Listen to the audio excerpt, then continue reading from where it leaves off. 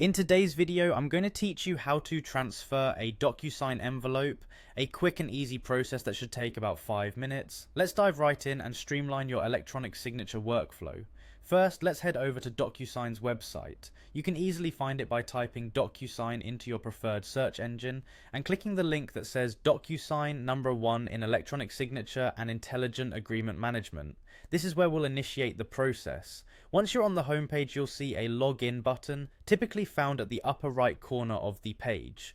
Click on it and fill in your credentials to access your account. It's always a good idea to double check that you're entering the correct login information to avoid any hiccups. After successfully logging in, you'll be redirected to the Docusign homepage. You're now in the main hub of your Docusign activities, where you can manage your documents and agreements efficiently. Next, look for the Agreements section. This is the section where your envelopes and documents are organized. Click on Agreements. This click will bring up a list of all your current contracts and envelopes, neatly displayed for easy navigation. Now from the list, click on Documents. This is your go-to place for managing the specific documents you're working on. It's important to find the particular envelope you wish to transfer, so take a moment to scroll through your documents and locate it. Once you've found the envelope, you're going to look for the three-dot icon, which is often referred to as the Options menu. It's usually situated on the right side of the document listing.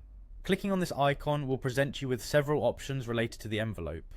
Among the options, you'll see Transfer. Selecting this option will enable you to transfer the envelope to another user. This step is crucial when you need to pass documents along, whether for further action or simply handing off a task to another member of your team.